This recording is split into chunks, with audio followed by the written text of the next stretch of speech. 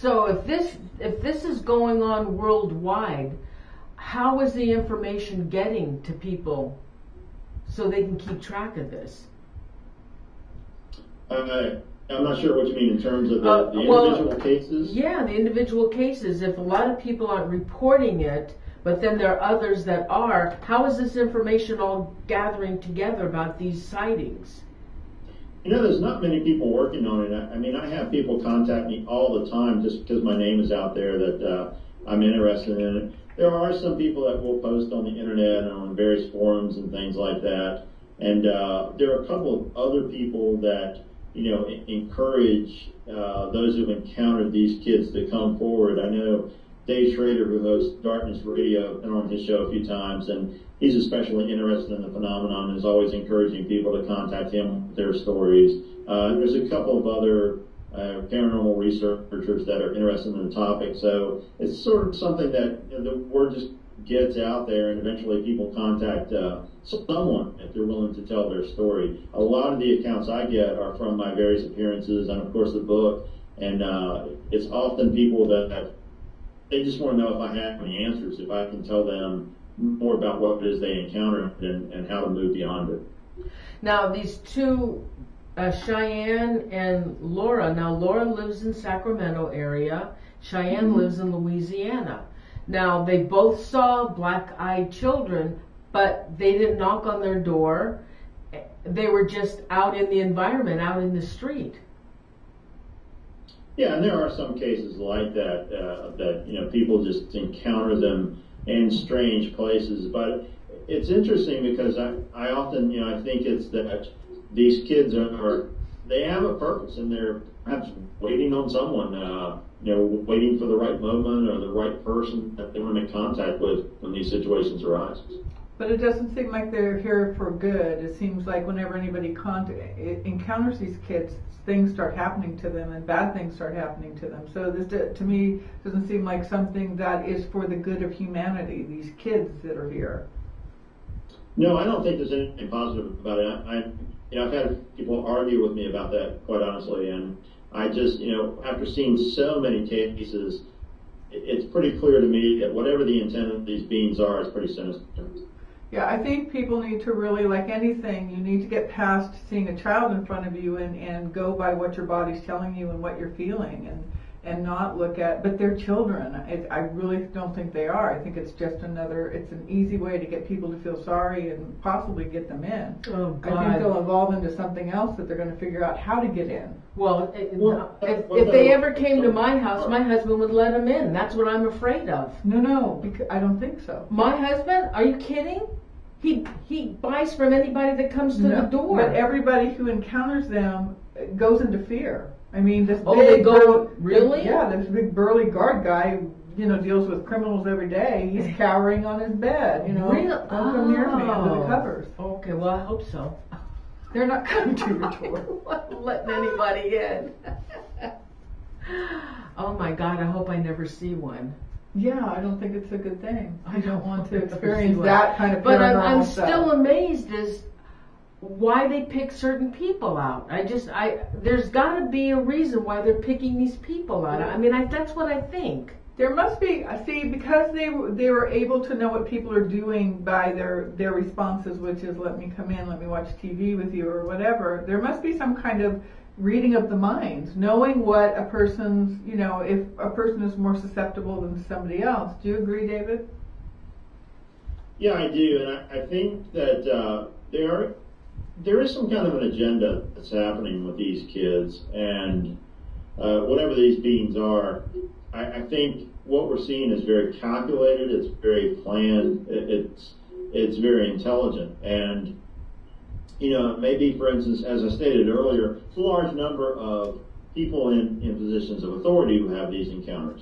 Now, why is that? You know, we're still exploring exactly what the point is there, but we can certainly speculate on a lot of the reasons. I mean, that is sort of in some ways, the stability, you know, of our neighborhood, or the law enforcement officers and the firefighters that, you know, keep things safe. So if some kind of an intelligence is trying to undermine the stability of a community, who are they going to go after? They're going to go after the leaders and the people who protect. Right, right. Wow, this is just so fascinating, and so it's great that you're doing this, but it seems like it's just in the infancy of having any kind of understanding of, other than it's sinister for sure, what is it that they want, and what is it that they're not quite getting yet, because they're not, to me it's not, they're not succeeding. They want to come in, everybody's shutting the door and hiding in their bed, so there's something that they haven't quite figured out yet, and it's to me a matter of time until they do. Exactly. And then, then you're not going to have cases because it's too late. By the time they get in the house, I assume something happens. And, you very well, there could be people who have allowed them to come in saying, oh yeah, come on in. And then that's it. Something happens to that person, and of course we wouldn't know. No, and you wouldn't know either, David, if people aren't reporting this, and then this is happening all over the world. People are probably letting some of these kids in. I wouldn't leave a note or anything. Like, oh, I let this kid in. Bummer. Yeah, it could be. I mean, a number of people have asked me about that in other interviews, and they've speculated that, well, there are a large number of people that go missing every year that we just never know what happened to them. And does this have some connection to the kids? Well, yeah, it's possible. Right. It's possible. I mean, it's speculation at this point, but, obviously this is some kind of a sinister force that's out there practicing some kind of an agenda, so we just don't know yet. Right. And I hope that my book is the first one to cover this phenomena, although there are a couple of other people that are investigating it. I hope that more and more people will share their encounters and their stories and allow us to gather more data on this, whatever this is. I'd love for you to write another book, because this is definitely, it's a scary book. Yeah. And I don't scare easy at all, so. I'm surprised they haven't put you on television about this. Have you been approached? Yeah, sort of. But Hollywood, typically Hollywood, you'll get 100 offers before one is actually serious. So, right. We'll see what happens. We'll see what happens. Does anybody have any questions in the chat? While we're waiting, can you give people again where they can contact you, David? Absolutely. The book is available at, if you want a signed copy, you can get it directly from leprechaunpress.com. And it's also available on Amazon.com. You can follow my work. The easiest way at the moment is to go to twocrowsparanormal.blogspot.com. That's two crows, spell out the TWO, and crows like the bird. You'll find links from my Facebook page on there. You can friend me on Facebook. There's a Twitter feed that's also on there. And, I post some of the newer accounts on there as well as things related to other aspects, because I work in a lot of areas of the paranormal. So you'll find everything from UFO information on there to cryptids to all kinds of other things. So between my blog and my Facebook page, it's the easiest way to keep up with me. Great. Thank you. Does anybody have any questions? Well, we're on a delay. So, guys, do you have any questions, our viewers, to ask David? No, just your viewers. Where's your viewers. My one viewer. Yeah, do you have a question? You out there all by yourself? My one viewer.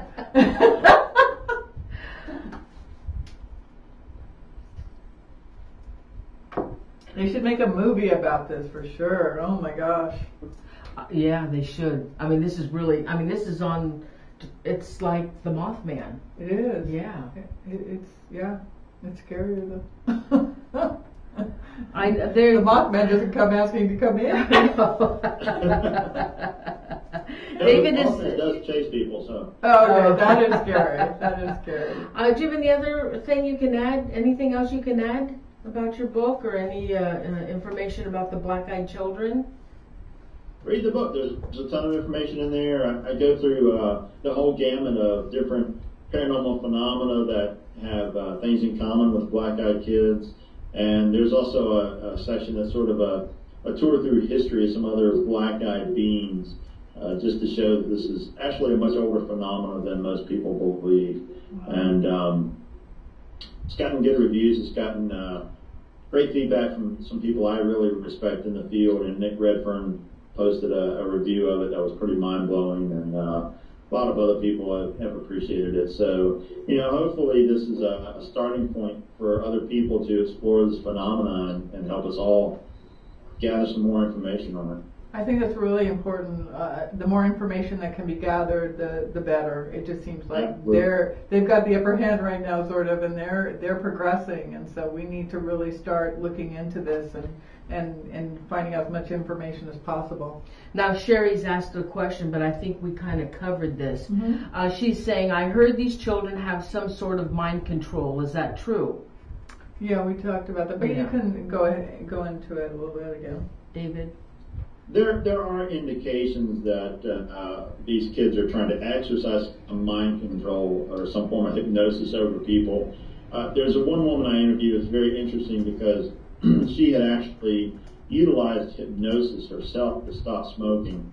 And she told me that when she encountered the kids, that she started to have the same feeling that she had when she was going into being put into a hypnotic trance. And she was able to sort of shake that off and back away from these kids.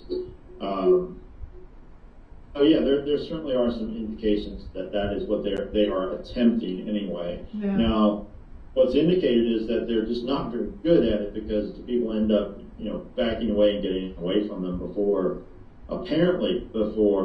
any kind of mind control is utilized. They're referring to that movie Village of the Damned. Oh yeah. I mean, the kids kind of look like that. They had some black eyes, didn't they? Did. They were all blonde. White blonde hair. And yeah, they were all very popular culture has sort of infused this into a lot of entertainment now. I mean, you can hardly turn on a vampire or horror-based show where you don't see something with black eyes that's symbolic of a vampire or demon or something. And it's actually been around for a while. I mean, the X-Files, a lot of people remember in the 90s, they had a whole series of stories about this black oil alien, as they referred to it, that would go inside a person's body and cause the eyes to gloss over completely black. So, you can find it in a lot of popular culture. It's actually one of the things that initially put me off a little bit, so I decided to go back through history and find cases that predated the internet and television even, to see if there were older cases out there, and indeed there were. Now Cheyenne is saying, do you think they could be scoping out places or people for the Greys or the aliens? Well, they could be they could be scoping out places or people for someone. I'm not sure if it's the Grey aliens, but they're obviously being directed and guided by someone, as far as I'm concerned. So, yes, in that sense, they could be some type of reconnaissance. But I would think that they would be, I don't know, maybe they are with the Greys, but like I said, these kids can't come across your threshold unless you say, come on in. They just stand there. Whereas the Greys are just grabbing people left and right, it seems like. They just come on in, put you into sleep, and off you go with them. So that's the biggest difference with them. They can come in and grab you, whereas these kids have to stand at the doorway and hope you're going to let them in. So I'm wondering if it isn't another species or of alien, because there's so many out there, as far as I believe, that this is another race coming in to try and get their hand at, humanity. That's possible. Very possible. Yeah. Okay, Kat says, what do you think, David? What do you think what does David think their reason for wanting control? Wanting control of the victims? Yeah, I guess so. I think that's what she means. I think a good part of their agenda is to, and whether this is the ultimate goal or whether it's just part of this, whatever this experiment is, it appears to me from the accounts that I've looked at that the goal is actually to see how high a level of fear they can create within the victim. Oh, so they must get something off of that. They could be feeding off of that emotional energy. Fear is a very potent energy. Right. They could be getting something from that because curious enough, in a large portion of the encounters, once that peak of fear is reached, the kids disappear. Wow. Well, that's interesting because, as you know, in the paranormal with ghosts, you can go into a haunted place, and if you go with seasoned investigators who really are kind of used to ghosts and whatever happens, you know, you're not going to get as much activity as you would going with brand new people who've never had anything happen and they're in fear. I mean, then everything starts jumping off the charts. So that fear energy is something that's incredible for ghosts and other beings to use. That's correct. Wow, that's interesting. Any more questions? No.